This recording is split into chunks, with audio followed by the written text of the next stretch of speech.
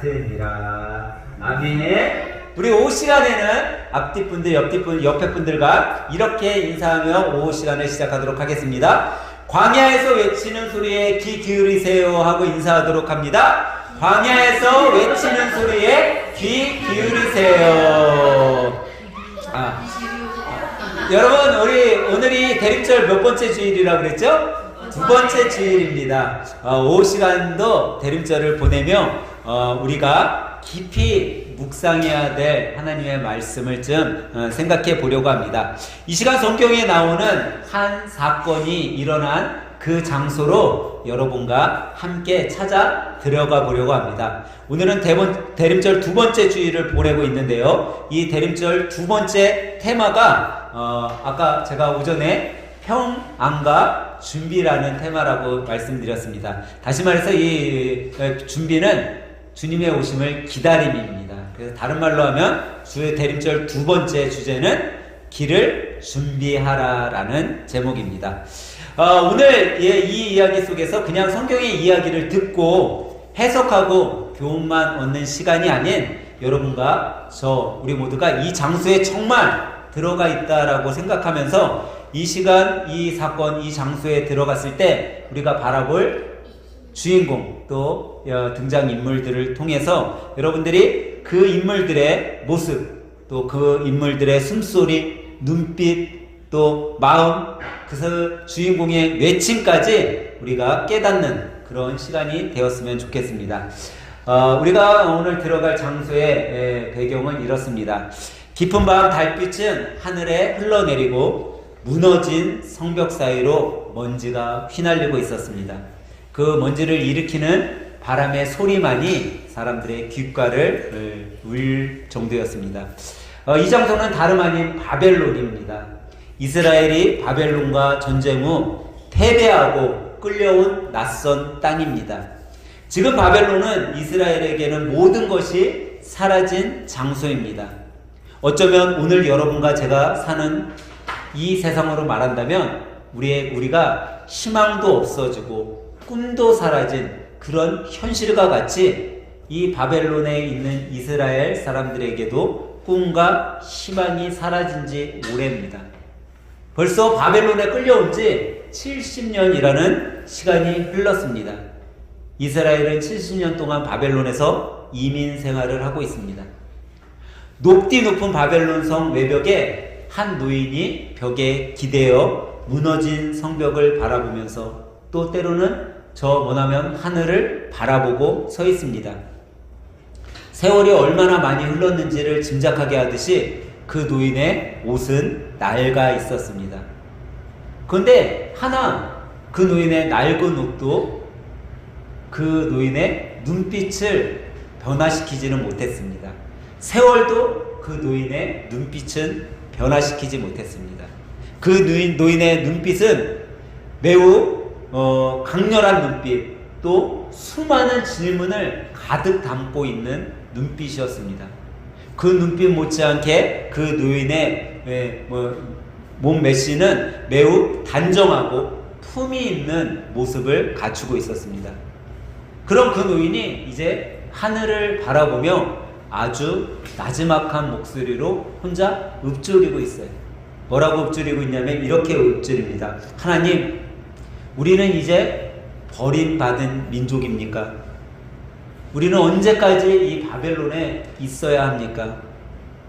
하나님 약속하셨는데 하나님의 그 약속은 어디에 있습니까? 혼자 읊조리고 있어요. 그가 이렇게 이야기하고 있을 때 저 멀리 포로로 끌려온 이스라엘 사람들이 보입니다. 그 이스라엘 사람들은 피곤에 찌든 얼굴 표정과 모두가 찌그러질 대로 찌그러진 인상을 쓰고 있을 뿐입니다.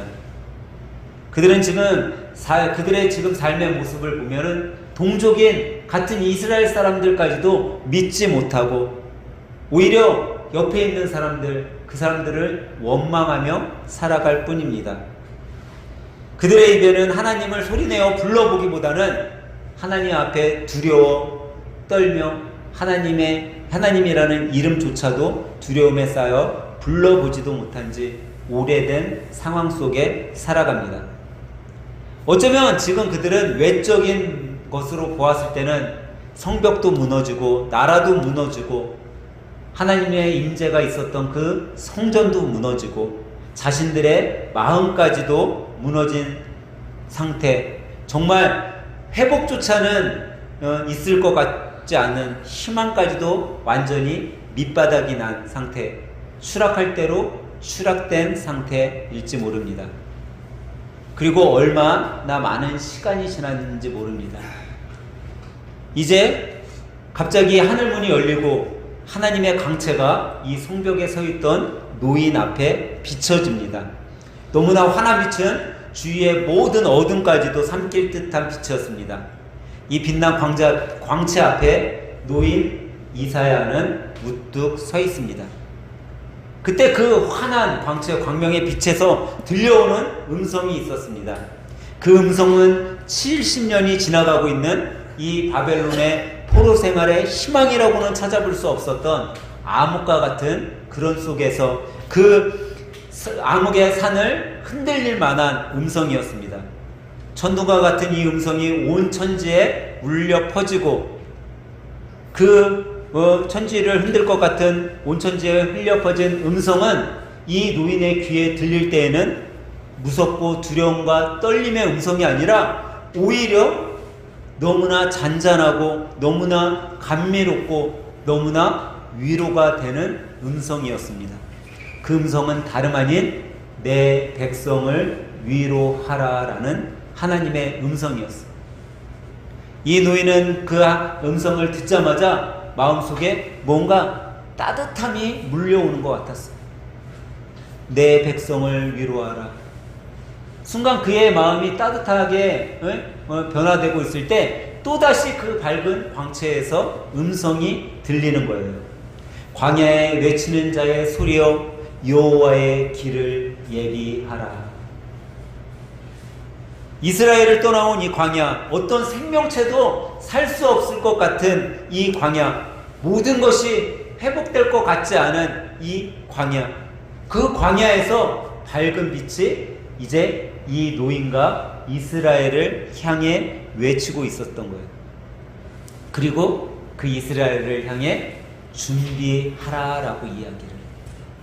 그러면서 이야기를 해요. 골짜기를 메우고 산을 평평하게 하라. 굽은 길을 곱게 하고 험한 곳을 평탄하게 하라라고 외치고 있는 거예요. 그때 비로소 이 노인이 깨달았어요. 방금 전까지만 해도 하늘을 향해 과연 우리를 언제까지 이곳에 있어야 됩니까? 하나님의 약속은 어디로 갔습니까? 이제 주님께서는 우리를 이곳에 내버려 두시는 겁니까? 우리는 언제까지 이곳에 있어야죠? 그런 절망 속에 빠져있던 그가 이 광채에서 나는 음성을 듣자 깨달음이 오기 시작했어요. 그것은 절망의 시대에도 모든 것이 끝난 것 같은 그 광야에서도 하나님이 우리와 함께 계시구나. 하나님은 지금도 나를 바라보고 계시고 나에게 말씀하시기 위해 준비하고 계셨다라는 그 사실을 이 노인은 깨달게 돼요. 그리고 노인은 다시 하늘을 바라보면서 이렇게 읊조려요. 풀은 마르고 꽃은 시들어도 우리 하나님의 말씀은 영원히 존재한다. 아멘. 이제 더 많은 시간이 흘렀어요. 그 장소는 아주 험악한 사막이에요. 역시 이곳도 광야라고 불리는 곳이에요. 붉은 태양이 수평선 위로 올라와 모든 생명을 삼킬 듯이 내려지는 곳이에요. 뜨거운 열기 속에 어떠한 생명도 보이지 않는 오직 돌과 모래만이 끝없이 펼쳐진 사막, 생명이라고는 없을 것 같은 이 적막한 곳에 단지 모래바람의 소리만 들리고 있는 이곳에 한 남자가 나타나요. 그는 침례 요한이라고 불리는 사람이에요. 그의 모습을 가만히 살펴보니 거칠고 단순해 보였어요. 그는 낙타 털옷을 입고 있었고 허리에 두꺼운 가죽띠를 두르고 있었어요. 그는 그 사막에서 역청과 메뚜기를 먹으며 살고 있었어요. 언뜻 보아도 그는 예언자임이 분명했어요. 그가 예언자임을 알 수 있었던 것은 당시 이런 복장에 광야에서 이런 음식을 먹고 살아가는 사람은 예언자 아니고서는 그런 사람이 없었기 때문에 분명 침례 요한도 사람들에게는 예언자로 불리는 사람이었어요. 그는 금욕된 삶을 통해, 절제의 삶을 통해 사람들에게 예수님께로 돌아오기를, 하나님께로 돌아오기를 외치던 사람이에요. 찌는 듯한 더위 속에 이마에는 땀과 먼지가 엉켜 있었지만 이 침례 요한 역시 이사야처럼 그의 눈빛은 놀라울 만큼 강렬했고 사막의 태양조차도 그의 눈빛을 어떻게 하지 못하고 있었어요. 이런 언행이 일치된 침례 요한의 삶은 수많은 사람들에게 감동과 귀감이 되었고, 수많은 사람들은 침례 요한의 설교와 침례 요한에게 침례를 받고자 광야에까지 몰려들었어요. 그러던 그때 그는 자신을 향해 몰려오는 사람들에게 이렇게 외쳤어요. 회개하라, 천국이 가까웠노라. 그의 거침없는 외침, 비록 간결하지만 이 짧은 한마디의 외침이 적막했던 이 광야를 뒤흔드는, 정말 아무것도 살아 생명이 있을 것 같지 않은 이 사막을 깨우는 그런 커다란 광대한 음성으로 퍼지게 되었어요. 이런 광대한 그 음성, 그 침례 요한의 목소리, 그 이야기, 그 설교, 그의 삶을 보고자 사람들이 몰려들기 시작했어요. 세금으로 백성을 괴롭히던 세리들이, 또 자신의 방탕한 삶을 살았던 것을 후회했던 젊은이들, 죄책감에 잠을 못 이루고 살아왔던 여인, 삶이 너무 힘들어 두 눈 뜰 힘조차 없어 방황했던 노동자들, 수많은 사람들이 이 침례 요한에게 몰려드는 모습을 멀리서 볼 수 있게 되었습니다. 그들은 하나같이 자신의 죄와 상처를 안고 이 침례 요한이 있는 광야에 나왔어요. 자신의 문제를 어떻게 하면 해결할 수 있을까? 침례 요한에게 질문하고자, 침례 요한에게 그 답을 찾고자 오게 되었던 것이죠. 그런데 그런 그들을 향해 요한의 외침, 단지 사막을 울리는 외침이 아니라 그들의 심장 깊은 곳까지 흔드는, 그들의 관절과 골수까지도 쪼갤 것 같은 외침이 이제 그들에게 울려 퍼져요. 침례 요한은 다시 한번 그들을 향해 이렇게 이야기를 해요. 너희는 주의 길을 준비하라. 그가 오실 길을 곧게 하라. 라고 외치고 있어요. 이렇게 침례 요한이 외치고 있는데 또 한 무리가 침례 요한이 있는 곳으로 지나가게 돼요. 그런데 그 군중들, 수많은 군중들이 몰려올 때 침례 요한이 잠깐 눈을 돌려 저 멀리서 오는 무리들을 바라보는 순간 그의 입이 순간 굳어지고 말았어요. 그렇게 열심히 힘을 다해 목청껏 주의 길을 준비하려고 했던 그 입이 굳어버리는 거예요. 표정도 멈췄어요. 설교를 하며 제스처를 했던 그 손짓도 그만 굳어졌어요. 그때 저 멀리 무리 가운데 한 사람의 걸음소리만 점점 크게 울려 퍼지는 거예요. 이 한 사람의 걸음걸이는 너무나 조용한 듯하지만 이 광야란 사막, 침례 요한의 입술까지도 굳어버리게 한, 광야의 공기까지도 바꾸는 그런 발자국 소리였어요. 그렇다고 그 사람이 어떤 멋진 옷을 입거나 번쩍이는 물건을 가지고 있지 않았어요. 여느 사람과 다를 바 없는 평범한 옷, 평범한 몸짓, 그런 모습으로 다가오고 있었어요.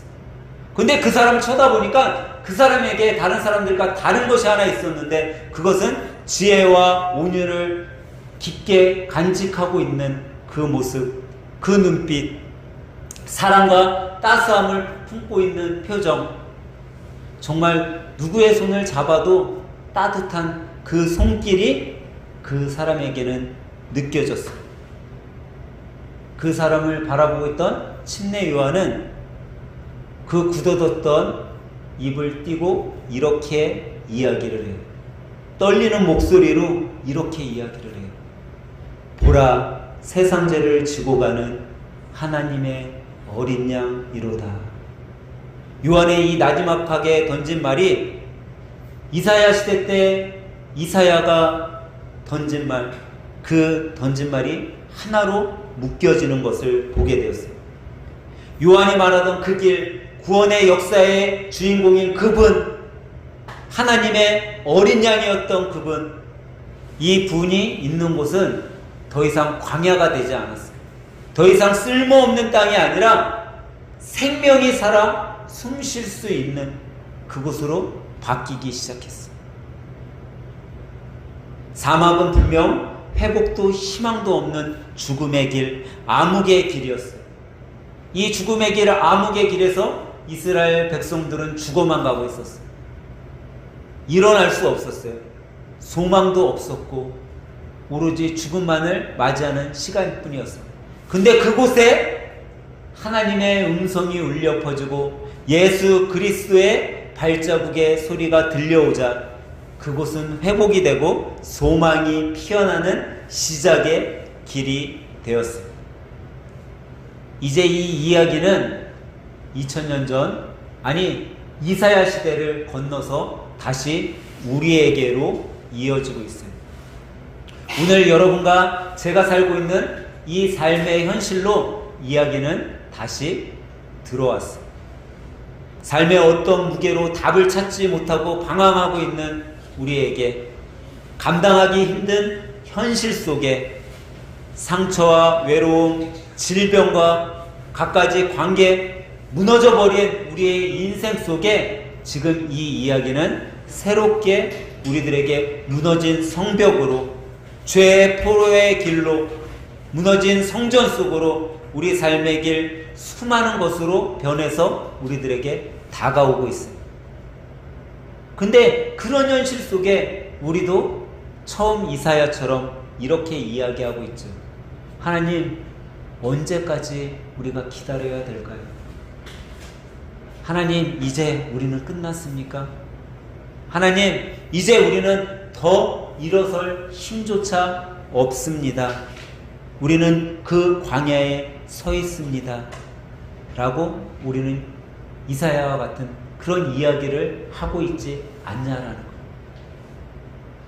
그런데 그때 이사야에게 깨달음을 주셨던 그 하나님의 말씀이 여러분과 제가 살아가고 있는 이 현실 속에, 우리의 마음 속에 이야기하고 계시다라는 거예요. 너희는 주의 길을 예비하라. 그런 우리에게 하나님께서는 오늘 대림절 둘째 주에 이사야와 요한을 통해 다시금 여러분과 저에게 이렇게 말씀하셨던 거예요. 너희는 길을 준비하라. 내가 지금 너에게 가고 있다. 하늘샘교회 성도들아, 내가 올 길을 준비해라.